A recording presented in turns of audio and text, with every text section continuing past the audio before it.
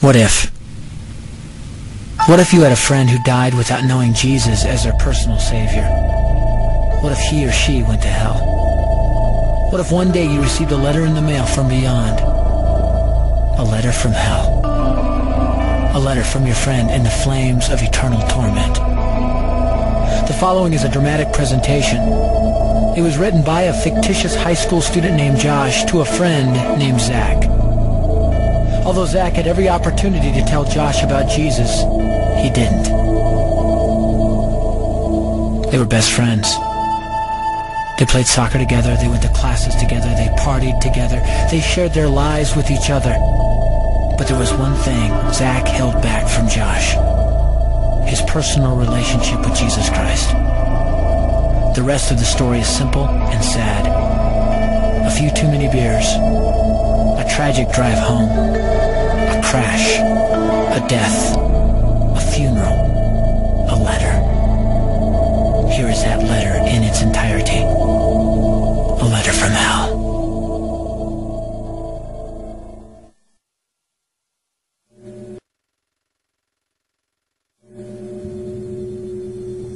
Dear Zach, I died today. It's a lot different than I expected. You see, I always thought dying would bring me into a world that's foggy and hazy. But this place is crystal clear. It's even more real than my life on Earth. I can think. I can talk. I can even feel. Right after the wreck, I could feel my spirit leaving my body. It was the weirdest thing, Zach. I thought I heard you screaming out to me, man. I must have been just imagining things. At first, I was just standing in line, getting registered, I guess. They asked me for my name and began to look in this thing they called the Book of Life. I guess they couldn't find it, though, because this huge angel standing next to me grabbed me by the arm and started dragging me away. I was terrified. I had no idea what was going on. I asked the angel where he was taking me, but he didn't answer. So I asked him again. Finally, he told me that only those whose names were written in the Book of Life could enter into heaven. And the rest would be condemned to hell forever. Man, I was scared. The angel threw me into some kind of holding cell where I've been sitting and thinking for a long, long time. Do you want to know what I've been thinking about? I've been thinking about you. Zach, you're a Christian. You told me so yourself. I mean, we talked about it 3 different times today. Kelly brought it up, and you laughed it off. Coach Adams brought it up, and you changed the subject. I mean, it came up right before the wreck. Well, the question I can't get out of my mind is this, Zach. Why haven't you ever told me about how to become a Christian? I mean, you say you're my friend, but if you really were, you would have told me about this Jesus and told me how to escape this terrible place that I'm headed for. I can feel my heart pounding in my chest. The angels who have been chosen to cast me into hell are coming down the hallway. I can hear their footsteps. I've heard of this hell, Zach. They call it the lake of fire. I can't stand it, Zach. I'm terrified. No, the angels are at the door. Oh, no. No! They're coming in, and they're pointing at me. They're grabbing me and carrying me out of the room. I can already smell the burning sulfur and brimstone. I can see the edge of the cliff where hell burns. This is it. I am without hope. We're coming closer, closer, closer. My heart is bursting with fear. They're holding me over the flames. I'm damned forever. This is it. They have thrown me in. Fire. Pain. Hell. Why, Zach? Why didn't you ever tell me about Jesus?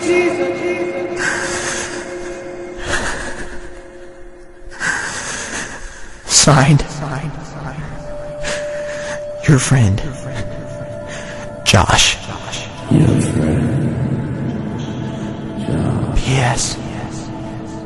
Welcome. Wish you were here. Wish you were here. Wish you were here. Wish you were here. Wish you were here. Wish you were here. Wish you were here.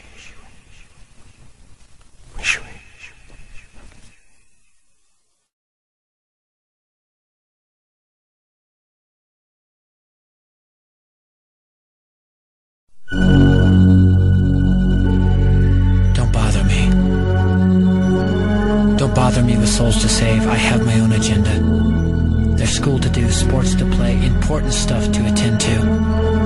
Don't bother me with my friend at work. He's got his own religion. I don't have time to change his mind. He'll make his own decision. Don't bother me with that little girl, the girl playing in the street. She's much too young to understand that the Savior she can meet. Don't bother me with the sounds I hear, the sounds of people shrieking, although I wonder who they are. Who are these victims screaming? Don't bother me with who they are. I really don't want the blame. 'Cause it's my friend at work and that little girl who from hell scream out my name. But don't bother me.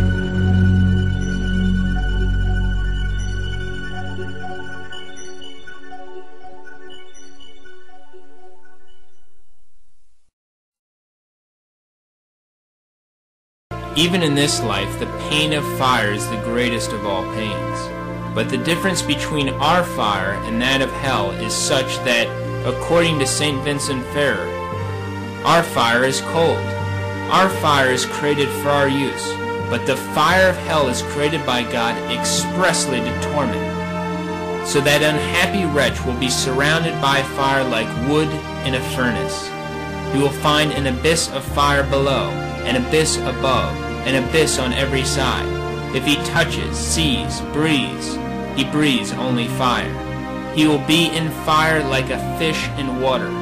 This fire will not only surround the damned, but it will enter into his bowels to torment him. His body will become all fire, so that the bowels within him will burn. His heart will burn in his bosom, his brains in his head, his blood in his veins, even the marrow in his bones. Each reprobate will in himself become a furnace of fire.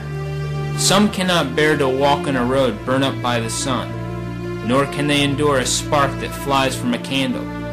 And yet they fear not that fire which devours. The fire of hell devours the damned. It devours without ever destroying them. In hell there is no hope, neither true nor false. The unhappy wretch will always have written